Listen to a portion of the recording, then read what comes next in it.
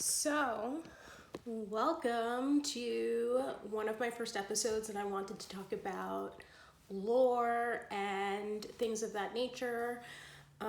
So today, and I'm going to say spoiler on the off chance that people have not seen this series, even though it's been around for 15 years. So today, spoiler. Please don't be in my messages telling me that I spoiled the show or that I didn't give you a warning about a show that's been on for the air for 15 years. So the show that we're actually going to be talking about today is the pilot episode of Supernatural. So it is season 1, episode 1. To give background on the show, it is about a family that is involved in hunting demons, ghosts, wraiths, and a lot of things that go bump in the night, and I use that term loosely, but a lot of things that go along with the occult. And some great things about Supernatural is that for the most part, they get it right. There's a good part of it that they get wrong, but for the most part, they get it right. So they clearly have some great people on their team to talk about a few things. So again, spoiler warning, I don't think I'm going to give away the show all that much, or at least the episode all that much. Again, we're talking about season 1, episode 1 of Supernatural, and it's been on the air for 15 years now. So hopefully I'm not giving too much of the episode away, but there is a number of things that they talk about within the episode that I definitely want to touch on. So if we talk about the episode from the start of it, I'm also not 100% sure how to put images on these videos, so I'm just probably going to be talking at the screen until I figure it out. But that's okay. So I'm touching my face for no reason because it was itchy. If you have makeup on, don't scratch your face. Just give it a little pat. So it's a great show. I love Supernatural.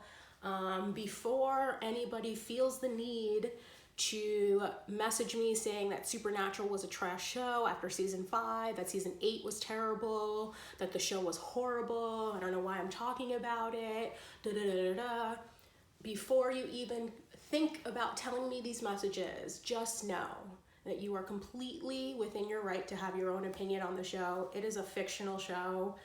If it drives you to make you feel that crazy where you need to get into an argument with someone online about the show being horrible after season 5 and that you thought it was a complete season from season 1 through 5 and whatever it is, you stopped watching it after season 8, that's totally up to you, but you are completely within your right to have your own opinion on it. So I'm really just trying to talk about some of the lore that they bring up. So there are a few scenes within the first episode, the pilot episode of season 1, where the two main characters, Dean Winchester goes to pick up his brother at Stanford, where he's studying pre-law, and he breaks into his house or whatever. And, he's like, oh, Dad's on a hunting trip. We need, help or whatever. I need some help. Come with me. And Sam makes a handful of lines that while he's walking down a set of stairs, he makes these handful of lines. And he said, oh, you didn't need my help for the poltergeist in Amherst. You didn't need my help. I wrote it down. What about the Devil's Gates in Clifton? Oh, we were raised like warriors, having to melt silver into bullets. And, there's a handful of things that they talk about within the first few scenes of this episode before they get into the main bulk of the episode, which is about the woman in white. Sometimes referred to as the Weeping Woman or La Llorona. I can't speak, I'm sorry. You're going to have to bear with me. So there's a few things that they talk about, and I kind of want to talk about it in the order that the episode is about, and I also wrote some notes to make sure that I talk about everything that I want to talk about. So one of the first lines that you hear in the episode is that Sam is telling Dean that basically it's like, you didn't need my help to deal with the poltergeist in Amherst. Now, this is a true thing. Well, yeah, this is true technically. This is a true thing. There actually was a poltergeist in Amherst, but it's also in Canada. Amherst, Canada. This is where they get it a little bit wrong. This happened in 1878. Wait, hold on. I wrote down the date, so I just want to make sure that I have the correct date.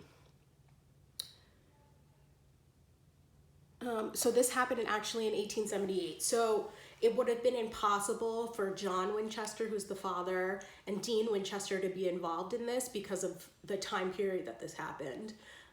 They couldn't have handled it. So that's kind of where they get it wrong.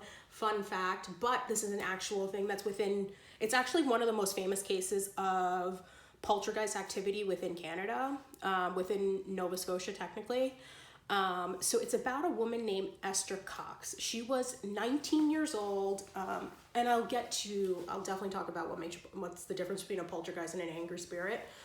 So Esther was 19 years old, and trigger warning, she was almost raped by a shoemaker within the town. And because of having this experience that she was able to get away from it, she's developed these kind of like angry feelings towards it. And it was like a lot of trauma that happened based on it. Everybody in the town knew that this guy was like a POS, and they did obviously nothing about it. And he was just going around like doing horrible things to people. But that's what happened to Esther. Esther at this time was living with her sister, her two other siblings, a brother and another sister. But the sister was married and she had 2 kids, and they were all living in this one house, and they would rent rooms out within the house so they could make rent for this cottage that they were living in. So people were constantly in and out of the house, and it was always very, very full. So shortly after, and by shortly, I mean like within a week after Esther experiencing this traumatic event with the shoemaker, she was laying in bed and she saw something kind of go through the sheets up towards her, and she started screaming. They perceived it to be a mouse. They didn't really know what it was. But it was something along those lines where she just like wasn't really 100% sure what was going on. She thought her mind was playing tricks on her. That's what the family said, especially during this time period. No one really automatically goes to, there's also a book on this, by the way, that was published by one of the people that experienced the poltergeist activity. So that should also say something to it. But basically, you know, she has these experiences, right, where she's in bed and then she sees like what she appears is like a mouse crawling up the blanket to her. She screams, she gets out of bed. Oh, you're being dramatic, whatever it is.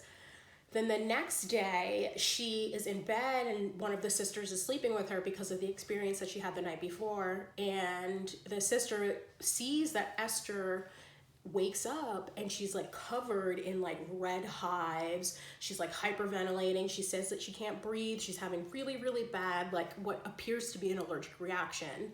And they start hearing these like bangs on the floor and all these just like really, really horrible things. And somehow they manage to get Esther to calm down, and like the rash goes away. And then the next day, they have a doctor come to the house because they generally perceive Esther to be having like some sort of allergic reaction to something. So the doctor comes to the house, and this poltergeist is like, nah, bro, I'm here. Get ready. Esther is my boo, right? So the doctor, what he ends up seeing is pieces of plaster like flying from the walls and like attacking him. Esther, there's these like scenarios where Esther like somehow gets stabbed by a pocket knife. There's carvings that are coming into her body. And this continues on for a number of days in a row, right? So then Esther kind of gets this impression that, okay, I gotta leave. Something weird is going on. The house is getting destroyed. Her sister almost gets kicked out of the house because of all the devastation that this poltergeist is having in the house. It's like tearing apart walls and all this stuff. And you know, the doctor's like, hey, I don't know what's going on. And this doctor is even saying, hey, something's a little bit strange, because he's seeing this plaster come off the wall. He's seeing these carvings. He's seeing all these just like really awkward things happening to Esther. And so Esther ends up moving to, I think it's like a barn or something, a different part of Nova Scotia in Canada, right? And the barn ends up catching on fire, and she ends up having to go to jail for it because they perceived that it was her who lit the barn on fire when it was actually the poltergeist that did this. And here's an interesting thing, I guess a piece of fun fact, not so fun because it involves poltergeists.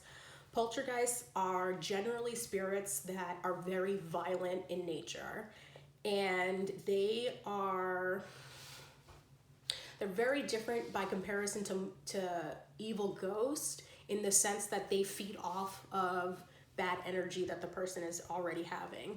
So let me be a little bit more specific on that. So if you have, in every single case that I've ever read on poltergeist, there's the victim of the poltergeist attacks had something really, really traumatic happen to them. So that energy is being put out, and malevolent energies are able to pick up on that energy. So that's where you get these like very intense poltergeist reactions, and generally it's because to that woman. And it also makes you wonder, like, okay, is this really the poltergeist, or is this like trauma manifesting itself? And in Esther's case, it really was a poltergeist that was manifested by negative energy that she had from, you know, almost being assaulted by the shoemaker in the town. But that's something to also think about, of how these entities are formed and how we feed into their energy. So yes, Supernatural did get the concept of the Amherst poltergeist correct, but they didn't get it right because it would have been impossible for John Winchester and Dean Winchester to be able to go handle it. There's also another scene very, very shortly after where Sam is talking to Dean about the Devil's Gates in Clifton. Now, there are Devil's Gates in Clifton, New Jersey. This is a known thing. It's in books called Weird New Jersey. And there's actually many Devil's Gates throughout the United States. Some are very well known to the general public. Some are only known to people that are within the occult, and some are just not known yet. There's also different forms of Devil's Gates throughout Europe. There's the catacombs in Paris. There was a movie called As Above, So Below. That's technically what it's based on is a form of a Devil's Gate. Because Devil's Gates are pathways that lead to hell, right? So As Above, So Below, it talks about that. So interesting information. Technically, this is correct. This is an actual thing, and it is possible for Dean Winchester and John Winchester to be able to have an experience that involves the Devil's Gates in Clifton, New Jersey. Also, there's a lot of weird little haunting things that go on in New Jersey. There was this thing with a bunch of kids in a bus, in a bridge. There was a thing with the New Jersey Devil, which is based on some other lore, which I'm not going to go into. And there's the Devil's Gates in Clifton, New Jersey, which is kind of one of the most, I think, famous cases that I think people know about. And there's lore that Red Eye Mike protects the actual gate. And so for people who don't know this, demons and devils and things, and certain levels of classifications of demons have certain colored eyes. So when you see a demon with black colored eyes, they're a certain level of demon. When you see a demon with like red colored eyes, it's a certain classification of demon. So in a way, Supernatural gets this correct, right? Throughout the series, they show, you know, the yellow-eyed demon, the, you know, black-eyed demons, red-eyed demons. So in a way, Supernatural does get that correct later on in the future. But to get back to the Devil's Gate thing in New Jersey, technically Red-Eyed Mike guards the main gate that leads into it.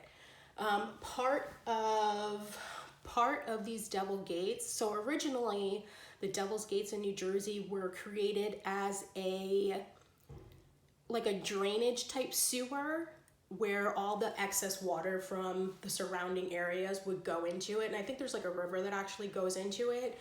But part of the problem that happened is that this is the way it was created like a maze of tunnels that lead nowhere. And when you're a kid, you live in a small town, because this isn't a smaller town, you do kid things.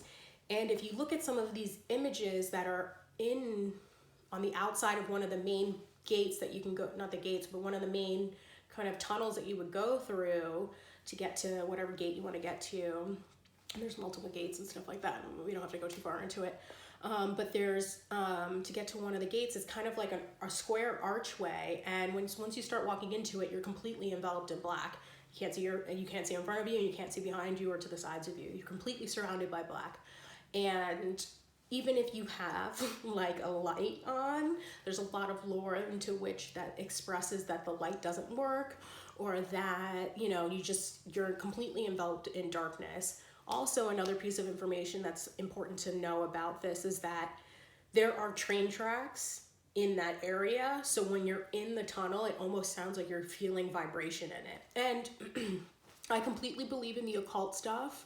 and paranormal and everything like that, but I also know that for some things there are logical explanations for it. So I think it's important to talk about the logical explanations for things first before you start talking about the other things, right? So people would hear bangs and things like that. So there's definitely pipes that go through it.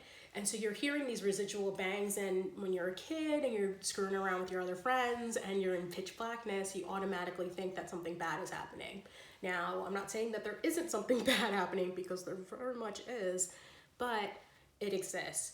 So another fact, and something that's important that I think people should know, there are sigils spray painted within the walls of the Devil's Gate.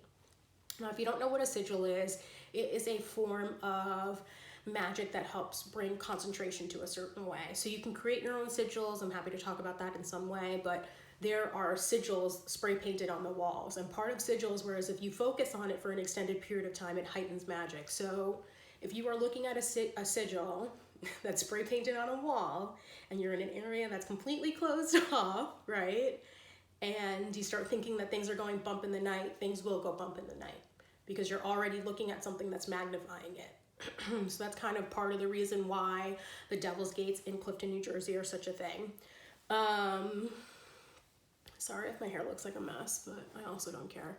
I talked about the maze of tunnels and things like that. So that's part of the Devil's Gates. There are a number of Devil's Gates, as I already said, throughout the United States. But the Devil's Gates in Clifton, New Jersey is, I think, one of the most infamous because of that. And allegedly a lot of people have died. People have found like dead rooted trees inside there, and like dead animals and stuff like that. But that's part of it. So to get back to Supernatural, there's another scene where, and I'm going to talk about this like very, very briefly, because I don't want this video to be too long, because I also want to talk about EVP, how angry spirits are born, and the main part of the show is the lore behind the Woman in White. So I really want to have time to get to that and not make this a super long video. So there's another scene where Sam says to Dean, "We were raised like warriors, melting silver into bullets." Now, if you find yourself wondering, like I hope some of you would wonder, why are they melting silver into bullets? There is so much lore behind silver. The small pieces of information that I will give to you about silver technically is ruled by the moon. And a lot of people within the witch, occult, paranormal believe it to be not only ruled by the moon, but to believe it to be purifying and healing. And it repels kind of negative energy and it gives protection. So if you go into the lore of you go into the lore of vampires and werewolves, they are generally ruled by the moon, the nighttime. So you would think, in the essence of alchemy, right, that you could blend something down that's ruled by the moon to be able to ward off and protect yourself from creatures that are also ruled by the moon. So that's where kind of that lore goes into. They also have a scene where Dean is playing EVP. He's playing a recorder for his brother. And it's like the dad, he's like, "Oh, it's John, whatever. They're all around us," whatever it is. Because they are. So there's a really good scene where, Dean is playing, he goes into his trunk that has like all these like really amazing like occult things. He has like white sage, he has cat's eye shells, he has like certain types of axes, certain types of blades and things like that, and guns and rock salt and really, really just amazing things within his trunk. So he's playing this recorder for him. And this is kind of where they get it wrong, and I really do have to acknowledge that they kind of get this a little bit wrong. Dean plays a recording for Sam, and Sam is like, "Oh, there's EVP on that." Now, it is close. Even the most experienced ghost hunters, that is close to impossible to be able to pick up that there's EVP if you are outside in a public space. And the major part of the recording is someone speaking to you. You're not going to hear that there's EVP on the like low level of a recording. You generally have to put it into a system and like take out sound waves and stuff like that, take out certain things. And EVP, which is electronic voice phenomenon, works from a capacity of, so humans are only capable of hearing things within certain hertz, right? So when you bring in recording devices, they're able to hear things at different hertz as well, and you're able to play it back at louder versions and do things that infuse it and make it louder, softer, whatever it is, where you're able to pick up this these extra words. So it would have been impossible for Sam to hear this without all of the extra stuff being taken away and them being outside in a public space. But EVP is a real thing, so they get it right in that capacity because EVP is a real thing. And it works again with radio waves and things of that nature. You do see a lot of ghost hunters on TV use EVP, and they generally do it with prompts of asking a question and then like giving a space, like leaving a space and then waiting for a response, and then they'll ask another question, etc., etc., or they'll just leave it playing where there's no other noise in the background. So that's generally, I think, the better way to get EVP, but I don't recommend doing that yourself. Once you open that door, it's kind of very hard to close.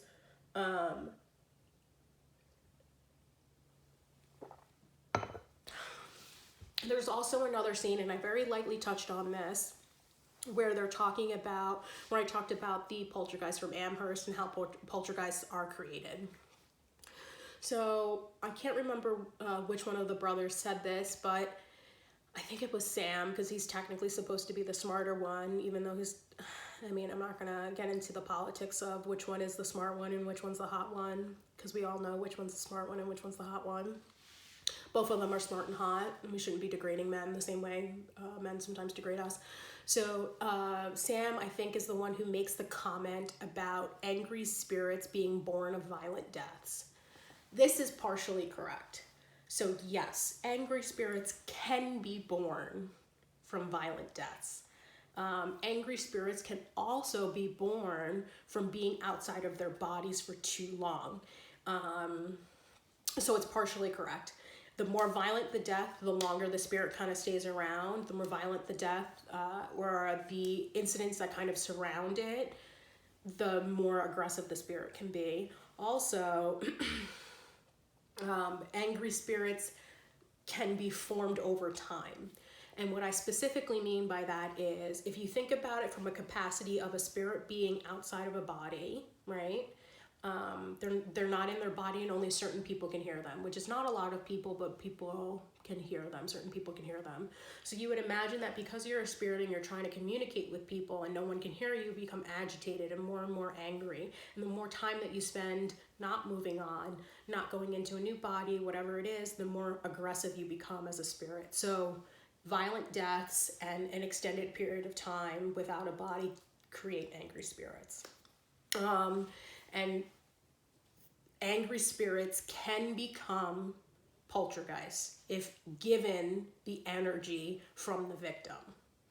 So, and you have to have certain criteria, right? So like, if you think about a spirit like H.H. Holmes, right? He was a serial killer. He's like doing all these crazy things. If one of these people that moved into the murder house, right? Say they turned the murder house into like a whole bunch of like lofts or whatever, which they actually do eventually in one of the episodes of Supernatural. So H.H. Holmes, if one of these girls had had something really, really horrific happen to them, H.H. Holmes, the spirit of him, would be able to feed off that energy and use that energy to be able to magnify his vicious, evil needs and desires, and in a way making him a poltergeist, right? Say poltergeist 10 times fast, right? Because Beetlejuice will show up.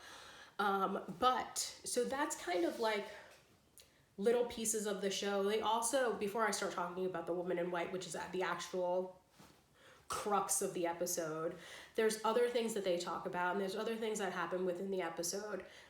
There's things like salt rings around John Winchester's bed, and he uses that as a way of protection. There's cat's eye shells kind of in their area that also is used for technically protection. It's technically used to ward off evil.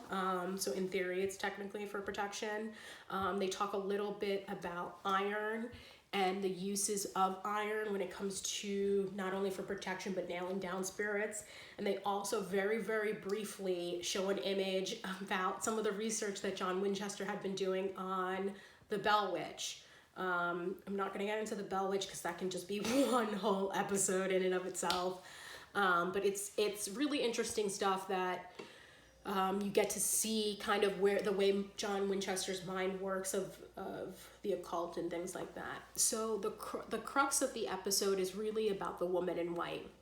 Now, the woman in white is this, I want to use the term urban legend, but it's really not the case. I think it's a story that's been passed on for a really long time that comes across as an urban legend, but it's not really that. And in a way, they kind of get it wrong because Dean makes this comment that women in white are cursed to walk back roads searching for these unfaithful men. They're not cursed. They're bound.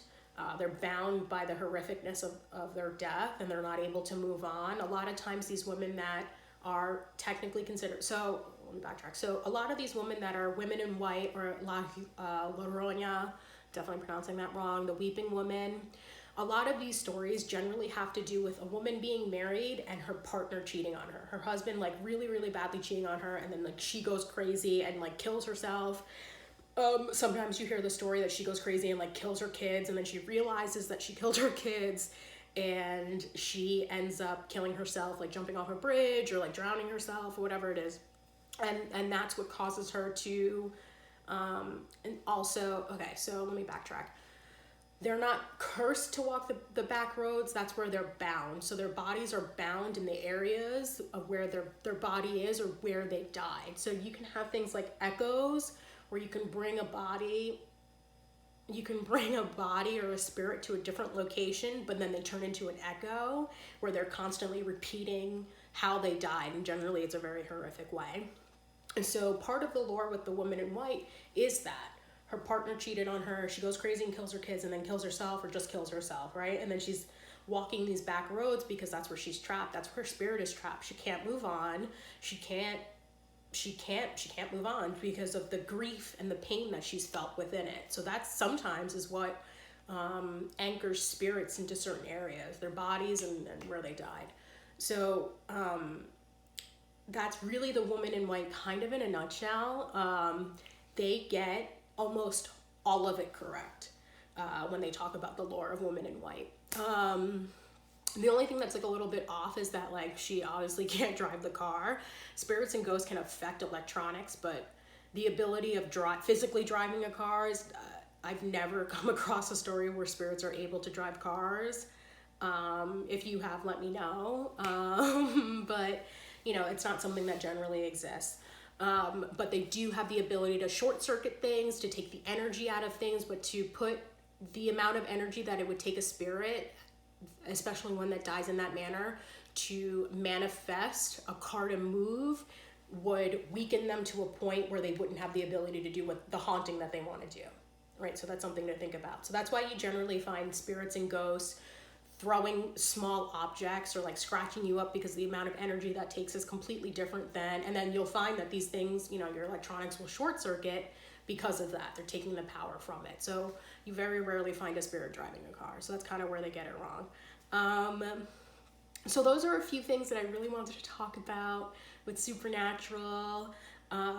Hopefully let me know in the comments below what crystal you picked today to like sit with, if you had holy water today, or maybe even Florida water.